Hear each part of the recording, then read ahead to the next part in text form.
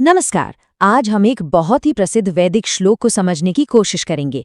एक ऐसा श्लोक जिस पर सदियों से बहस होती आई है। सवाल ये है कि क्या इसका मतलब वही है जो सीधे सीधे पढ़ने में लगता है, या फिर इसके पीछे कोई गहरा रूपक अर्थ छिपा है। आइए इसी की पड़ताल करते हैं। तो आज हम क्या क्या देखने वाले हैं। सबसे पहले हम उस विवादास्पद सवाल पर नजर डालेंगे जो इस पूरी बहस की जड़ है। फिर हम देखेंगे कि कैसे वेद के अंदर ही इसका एक खंडन मिलता है। इसके बाद हम एक बहुत ही दिलचस्प साहित्यिक तरीके अलंकार को समझेंगे। फिर कुछ और ग्रंथों से उदाहरण देखेंगे और आखिर में इस नई समझ के साथ उस श्लोक के असली मतलब को जानने की कोशिश करेंगे। चलिए शुरू करते हैं। सबसे पहले उस श्लोक की बात करते हैं जो इस पूरी चर्चा के केंद्र में है। यही वो श्लोक है जिस पर न जाने कितनी व्याख्याएं की गई हैं। तो सवाल उठता क्या है? सवाल सीधा और काफी गहरा है। क्या शूद्रों की उत्पत्ति ईश्वर के पैरों से हुई है? देखिए, ये सवाल तब पैदा होता है जब हम किसी ग्रंथ को बिल्कुल शब्दशः यानी लिटरली पढ़ने की कोशिश करते हैं। और ये सवाल आता है यजुर्वेद के इस श्लोक से। श्लोक कहता है, ब्राह्मणो अस्य मुखमासीत बाहुराजन्यः कृतः उरु तदस्य यद वैश्यः पद्भ्याम शूद्रो अजायत। अब अगर इसका सीधा साधा मतलब निकाले तो ऐसा लगता है कि एक विराट पुरुष के मुख से ब्राह्मण, भुजाओं से राजन्य यानी क्षत्रिय, जांघों से वैश्य और पैरों से शूद्र की उत्पत्ति हुई। लेकिन कहानी में एक बहुत बड़ा मोड़ है। और दिलचस्प बात यह है कि इस शाब्दिक अर्थ को चुनौती कहीं बाहर से नहीं मिलती, बल्कि खुद वेद के अंदर से ही मिलती है। देखिए, यजुर्वेद में ही एक और जगह अध्याय 40 मंत्र 8 में कहा गया है, सपर्यगात शुक्रमकायम व्रणम स्नाविरम शुद्धम पापविद्धम। यहाँ ईश्वर को अकायम बताया गया है। अकायम मतलब जिसका कोई शरीर ही न हो, जो निराकार हो। तो अब यहाँ एक सीधा विरोधाभास खड़ा हो जाता है ना? एक तरफ कहा जा रहा है कि ईश्वर के मुख, भुजाएं, जांघें और पैर हैं, और दूसरी तरफ कहा जा रहा है कि ईश्वर का तो कोई शरीर ही नहीं है, वो निराकार है। तो सवाल ये है कि अगर ईश्वर का शरीर ही नहीं है, तो फिर उनके अंगों से किसी की उत्पत्ति कैसे हो सकती है? तो फिर इस गुत्थी को कैसे सुलझाया जाए? स्रोत का कहना है कि इसका जवाब संस्कृत साहित्य के एक बहुत ही जरूरी कॉन्सेप्ट में छिपा है। अगर हम उसे समझ लें तो इन ग्रंथों की भाषा को बेहतर ढंग से समझ सकते हैं। और वो कॉन्सेप्ट है अलंकार। अलंकार का मतलब सिर्फ सजावट या ऑर्नामेंट नहीं होता। ये भाषा को सुंदर और गहरा बनाने का एक तरीका है, एक फिगर ऑफ स्पीच है।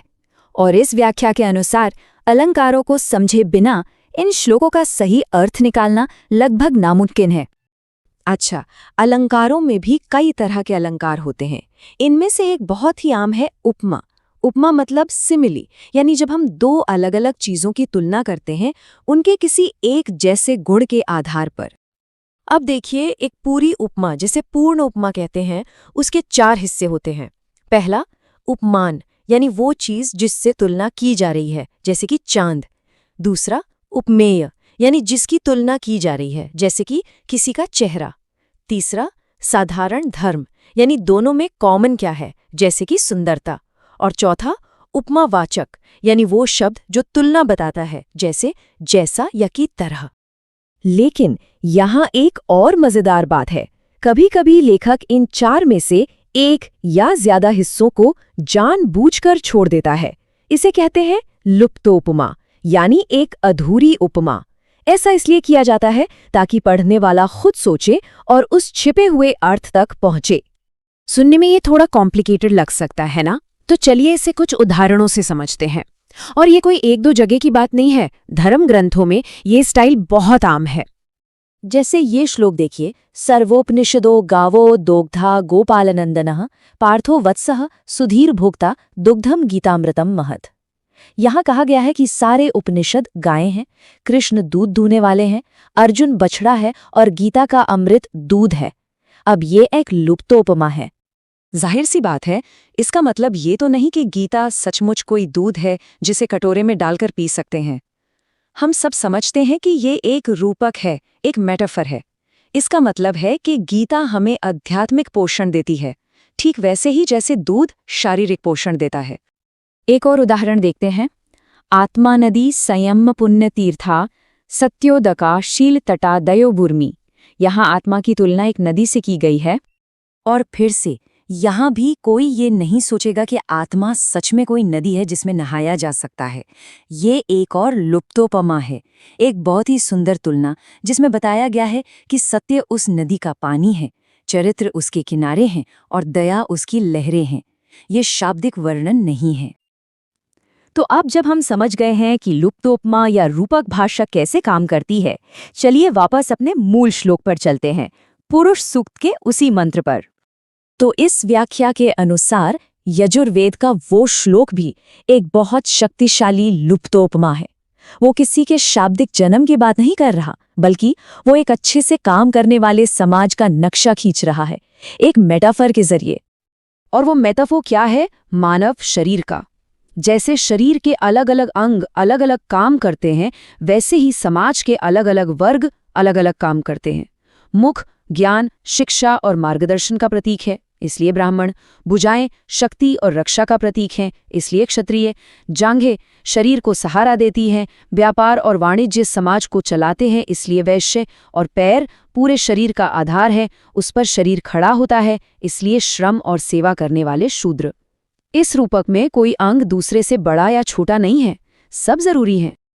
तो फिर इस पूरी व्याख्या का, इस पूरे विश्लेषण का निचोड़ क्या है?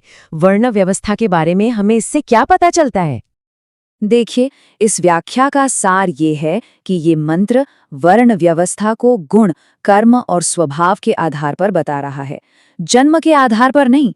मतलब किसी व्यक्ति का वर्ण इस बात से तय होता है कि उसकी प्रकृति कैसी है और वो काम क्या करता है, ना कि इस बात से कि उसका जन्म किस परिवार में हुआ है। अगर इस व्याख्या को माने तो ये पूरे सामाजिक ढांचे को एक स्थिर पिरामिड से बदलकर एक गतिशील फ्लूइड सिस्टम बना देती है। और ये हमें एक बहुत ही महत्वपूर्ण सवाल के साथ छोड़ जाती है। अगर सामाजिक भूमिकाएं जन्म से नहीं बल्कि किसी के गुणों और कामों से तय होती हैं, तो इसका एक व्यक्ति और पूरे समाज के लिए क्या मतलब होगा?